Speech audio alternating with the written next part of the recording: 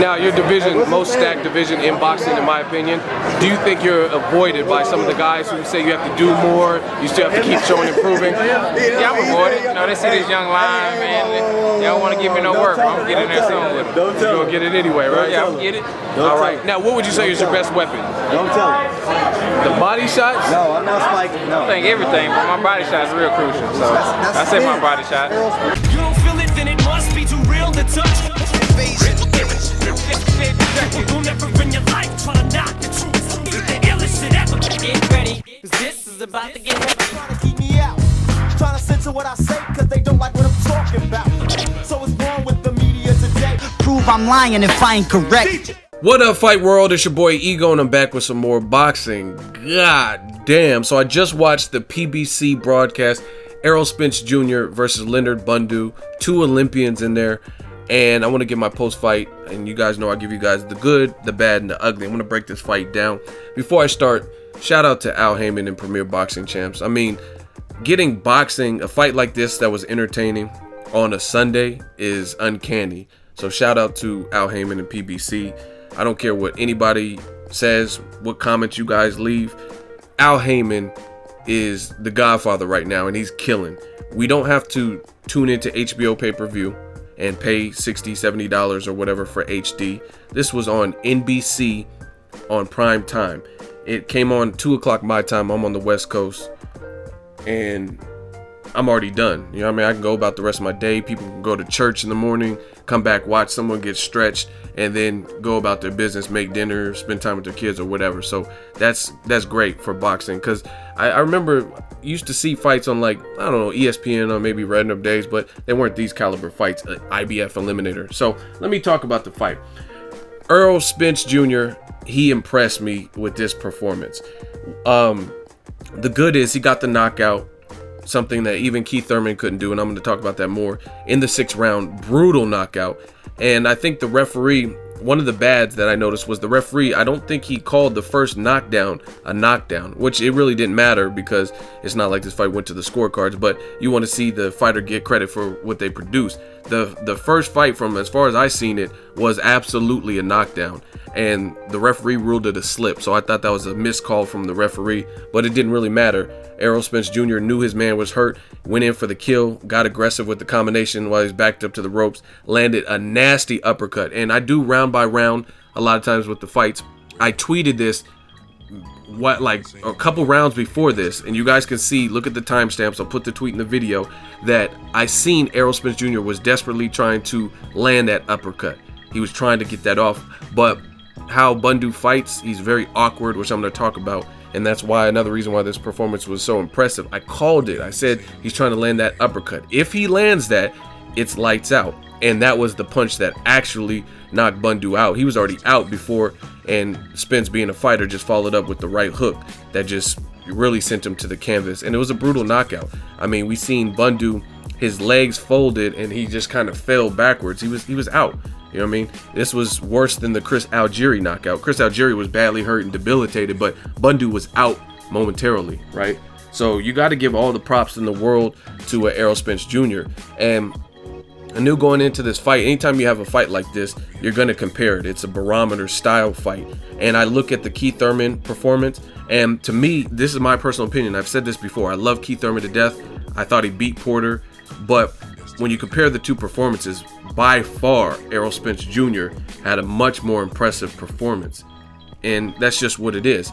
Because Keith Thurman had Bundu hurt in the first round, and he let him off the hook. When you got a guy who is tricky and using all this frenetic energy and switching stances and all that, you got to get him the fuck out of there as soon as possible. I think Keith Thurman had the power to possibly stop Bundu as well. I mean, he's not invincible, indestructible, but the way he fought, the way Keith Thurman fought, dealing with the trickery of an Olympian like Bundu, he let him off the hook. And I think he should have been, like, you look at Keith Thurman, I know he can get aggressive when he wants to, because he started off Diego Chavez fight very aggressive, and Diego Chavez was getting the better of it, so he went to more of a boxer. That's a good adjustment, and it worked off because he was able to stop Diego Chavez to the body, right? Or actually, I think a body hurt him, and then he might have stopped him to the head, but either way, he got the stoppage is what I'm trying to say. But fights like Jesus Soto Caras, very, very aggressive, and he got the stoppage. So you have to know when to adjust and when to adapt and when to fight each style. I think Keith Thurman has the arsenal to box and be more of a boxer puncher or be aggressive. And for whatever reason, a guy like Leonard Bundu, I don't know if Leonard Bundu even has Jesus Soto Caras power, right? Definitely doesn't have Diego Chavez power, and he's doing all this herky-jerky shit, and for whatever reason, Keith Thurman elected to try to box this guy after he had him badly hurt. I think he should have been a little bit more aggressive. I think Keith Thurman, the punches he took versus Sean Porter would probably be more impactful than anything that Bundu would throw. So you gotta take somewhat of a gamble to have a better performance. You know what I'm saying? I think Thurman has a decent chin at the very least. You know what I mean? He has a good chin, a sturdy chin, because like I said, I've seen Porter, his training, his conditioning. The dude is relentless. So he took Porter's best shots. I think he could have took Bundu's best shots and stepped on the gas in that fight instead of turning boxer. So that to me shows a little bit with the ring IQ of Keith Thurman, that sometimes those adjustments aren't made when they need to. And I'm not knocking him, I'm not throwing shade. I love Keith Thurman. I picked him to beat Sean Porter, but this is just really what I see. Keith Thurman sometimes doesn't know when to fight. He has the arsenal to do it, but he doesn't always know when to fight. Like Porter, I think if he boxed Porter more, he would have looked better, and then some people wouldn't be booing him after the fight, right? Because some people were like, oh, Porter won that. If he would have just boxed, he was clearly the superior boxer. But you've seen Errol Spence Jr. Some people might knock, oh, he got hit some by Bundu. But that's because he knows he's in shape, he's confident in his offense, and he's confident in his breakdown game, where he's going to break you down. So you, at some points, when you got a guy as herky-jerky as a Bundu, I think you have to take a little bit more risk and probably be a little bit more aggressive. Yeah, he's going to score, because Bundu does trickery. There's like tricky things he does. He knows how to shoe shine you or do veteran tricks to let his hands go to try to steal rounds. He's crafty. And I've seen him constantly switching standpoints, the South and Orthodox. So in the first couple of rounds, it took Errol Spence Jr. a second to acclimate to that, because you're not used to somebody doing all that. You know what I mean? It's just like when fighters fight with their hands at their waist. That's not normal. Most people have their guard up. So for him to do that, you want to be cautious. You don't really know. But what I really like with Errol Spence Jr. is he's very calm in there. He always goes to the breadbasket. Always. I think he's like one of this generation's Mike McCallum's. He's a body snatcher. And I made an edit on Instagram, and he actually reposted it on his Instagram. And I was calling him the body snatcher. I said invasion of the body snatchers. And that's what he does well. And that's great for a Bundu style, because you could do all the movement you want, but you're 40, 41 years old like Bundu, right? You've been through somewhat of a war with Keith Thurman. That body is going to be the ultimate lie detector test, as I always say. Some people recover very well from a headshot, but if you have like a soft body, like you can look in shape and stuff, those punches that Errol Spence Jr. was landing is going to determine where you're really at. More importantly, it's going to neutralize you and stop you from being so fidgety and moving around and switching standpoints. That burns a lot of energy in general. And that's what Keith Thurman could have done different when he fought Bundu. Go to that damn body. And as soon as Errol Spence Jr. did it, another great body puncher, Canelo Alvarez. Similar game plan. He was aggressive. And even though Amir Khan was like landing, I thought Amir Khan won the first 4 rounds. He was constantly attacking that body. Now that was a little bit different because Amir Khan was considerably smaller than Canelo, but Canelo has a very good body attack, and that assault on the body slowed Amir Khan in round 5, and he was ripe for the picking in round 6, and he also got knocked out. Again, that body attack is underutilized with fighters like that. You got a guy with speed and who's moving too much. That's how you do it. Another great thing with Errol Spence Jr. is he had a crisp and effective jab. He kept his left guard up very high, and he was like pulling back so he didn't really catch some of the shoe shine combination punches of Bundu, and he had a consistent jab and a body attack, and I think that's what really slowed him up. Again, you have to look at who you're fighting. You're in there with the 41-year-old who's been through a good amount of fights, the Frankie Gavins and the Keith Thurman fights. Go to the body. That just seems like a given. Anytime a fighter is a couple years older than you, that would always be a wise choice, and that's what Errol Spence Jr. elected to do. So I don't really care that he got hit. It reminds me of Terrence Crawford versus Hank Lundy. Some people are like, oh, Crawford gets hit too much. Yeah, but he's still knocking you the fuck out, right? If you get aggressive, you're gonna most likely get hit a little bit more. But if you're taking the shots well, and the person you don't feel they have the power to hurt you, plus you're still being defensively responsible. You're not like Crawford nor Spence was fighting like what I would consider a Ruslan Provodnikov, where you're stalking someone and just coming in head first and letting someone blast you. Watch Ruslan versus Lucas Matisse. He was just walking into shots in those first 2 rounds. That's not what Spence was doing. He was using upper body movement. He was trying to evade punches and turn his head. Just good fundamentals. And that's why Spence was saying that he believes he has better fundamentals than Manny Pacquiao. So very good, impressive performance by Errol Spence Jr. Really, I don't really have many criticism. Like, the only thing you could say is he got hit a little bit, but it's not like he was getting hit and rocked and getting knocked down and stuff. So that's not even really a fair criticism at this point. He did what he had to do. He won the battle of attrition, and he fought Bundu how you should fight a guy like Bundu. Herky jerky, stop that movement, get him to stop. The way you do that, disrupt it with a jab. You know you have the power, just like Keith Thurman has power, so you have to negate that. Everything in boxing can be negated. If a guy's faster than you, like Amir Khan was versus Canelo, faster at his feet, faster with his hands, or good hand speed, right? You negate that speed with timing and go to the body, stuff like that. So everything in boxing can be negated if you do the right thing to counteract that. You know what I mean? You can have the antidote for really anything that someone does. If someone has power, there's ways to stop that or just disrupt it. Good defense, things like that. So I think Errol Spence Jr. just ultimately broke him down, and he punctuated with a nasty knockout in round 6. So I really don't have any complaints. Shout out to Leonard Bundu. He might go into retirement at this point.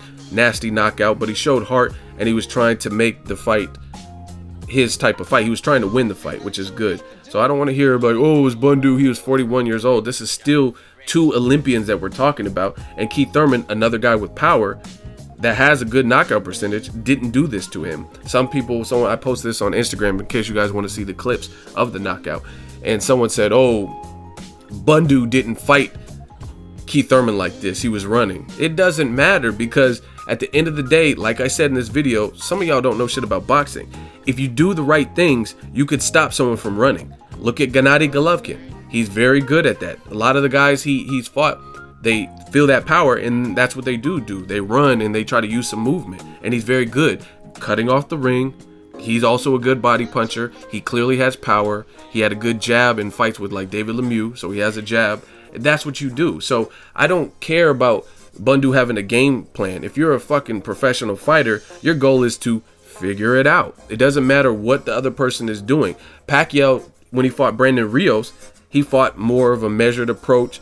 He was boxing more than he normally does. So can you say, oh, he fought Brandon Rios different than he fought Juan Manuel Marquez? It doesn't matter, because no fighter, if you're an elite fighter, then you have to make those adjustments. You know what I mean? Floyd fought southpaws more aggressively than he fought non-southpaws. It doesn't matter. You got to figure out a way to beat that. You know what I'm saying? So I don't want to hear.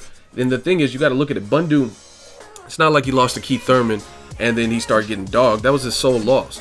So it's not like he was like super faded and this. He went the distance with Thurman, which is definitely something you could save face about. A much younger, strong guy who was knocking everybody out, KOs for life, and you go the distance with him. And then he strung up a couple of wins against mediocre competition, got put back into like an eliminator position, and then this happened, right? It's not like after the Thurman fight he started getting knocked out by a bunch of people and then Errol Spence fought him. So this was an eliminator. Very impressive performance by man down Errol Spence Jr.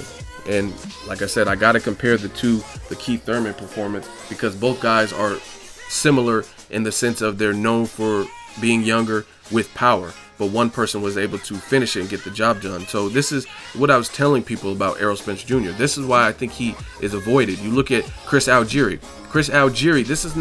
This is by design. This is not on accident, right?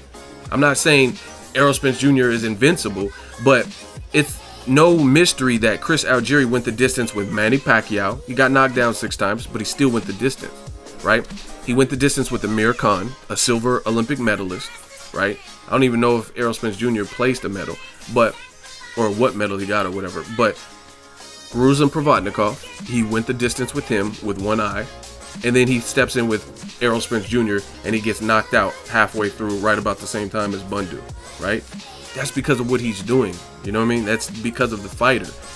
And to see durable guys like Algieri and Leonard Bundu fall victim to the man down KO system is just, it's crazy. And this is why you see Freddie Roach and Floyd Mayweather Jr. and myself, we've been praising this kid, right? There's war stories about what happened with Adrian Broner sparring. Did he give Floyd Mayweather a black eye? Things of that sort. This is why.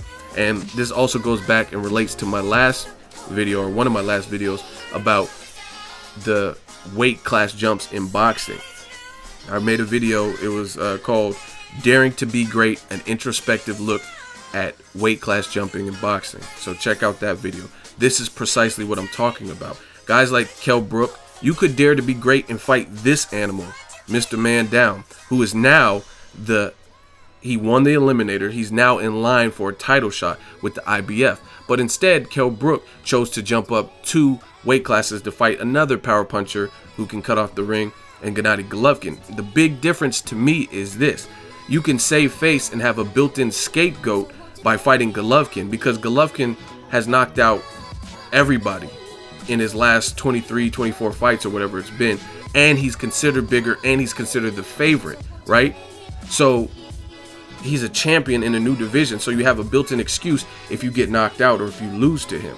But if you fight a guy who is in your division, your size, that's a different ball game, because if you get knocked out by this kid who clearly doesn't have the best resume at this point, they said Chris Algieri was his biggest step up, and then now Bundu, and you get knocked out by that guy in the same division, to me, that looks worse. So it's like these fighters are willing to dare to be great, and instead of daring to be great in their own division, they're daring to be great in another person's division, like Amir Khan did to Canelo, instead of fighting like a Kell Brook, because the same rule applies. If Amir Khan loses to Kell Brook, that's for all the UK bragging rights. Who's the best of England, or whatever you want to call it, or one of the best. That's a rivalry. So if it's just common sense and mathematics, if you lose to your contemporary, your rival in your division, what's worse? That, like, who's going to go back to England after they lose, especially if one of them gets knocked out in the Amir Khan Kell Brook fight, right? Same thing, Kell Brook is a champion, and you let a non-champion like Errol Spence Jr. knock you out, hypothetically, if that were to happen.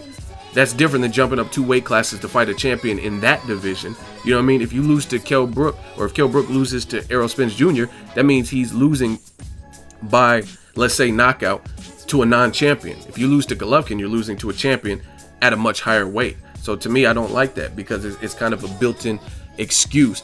And you haven't cleaned out the welterweight division. You haven't fought the Keith Thurman. You fought Sean Porter, but he wants a rematch, and you've been fighting mediocre competition since the Sean Porter fight up until the Golovkin fight, which still hasn't happened. So the Jojo Jans, the Kevin Beziers and Frankie Gavins and stuff like that. And then you got a monster in your own division, but you want to dare to be great outside of your division. You know what I mean? Like, that's like clean up your own house before you start cleaning other people's house. You know what I mean? It doesn't make sense. You got to help yourself before you help anyone else out. Like, if I'm broke as fuck and I'm loaning people $200, $300, but my bills aren't paid, that makes no sense. So I think Kell Brook could easily dare to be great by fighting this dude, Errol Spence Jr., in his own division. When you see, I mean, clearly it's a formidable fight. There's nothing you could say after these last 2 performances. He's undefeated, he's an Olympian, and now he's your mandatory, but you want to dare to be great versus Golovkin in a new division against the champion. So to me, that's kind of a built-in excuse. If you lose to Golovkin, you were expected to lose. If you fought Errol Spence Jr. based on his resume and him not being a champion, then the odds might be closer. Maybe people in the comment section or like boxing experts might feel something different, but it's just a different ball game. And I don't like the fighters having the ability to lose on their terms for high paydays instead of taking the real fights. Like I said, if Kell Brook fought Errol Spence Jr., beat him, knocked him out, or dominated him or whatever, and then fought Golovkin, that'd be something, because you actually have more than one good name at welterweight, you know what I mean, in prime names. So if you want to fight Golovkin, you can fight Golovkin to your little heart's content, because you did something very meaningful in the welterweight division. So again, that's pretty much what it is. You guys can say whatever you want. PBC's killing these boys. Errol Spence Jr., man down, great performance. I enjoyed myself. It was a Sunday, and he did what he wanted with Bundu. He took a couple punches, but this was the end result, a knockout, right? So it all fell in line with his master plan. Other thing I want to say in closing is I really liked that little amphitheater at the Barclays. I thought it had a good energy, good crowd. It was outdoor, so I really like that, and hope they use that again for more future fights. Drop in the comment section. Let me know what you guys thought of Errol Spence Jr. knocking out Olympian Leonard Bundu in 6 rounds. Make sure you share the video, like the video as always, hate, comment, and subscribe. Till next video, it's Ego signing off. Tell me 3 people you'd like to fight next. 3 people. We went out of Kell Brook, Jason Vargas. We went out of Sean Porter, Keith Thurman. Danny Garcia. Okay, you and Kell Brook, how fast do you knock them out? I don't know. Maybe in 6 rounds. So if you enjoyed this video and want more content like this on the channel, you can show your appreciation by going to the PayPal donate button or the YouTube support button, and you can donate any amount that you feel is equivalent to the value of this video. Much more to come. Thank you guys for your support. Boxing Ego, the future of boxing.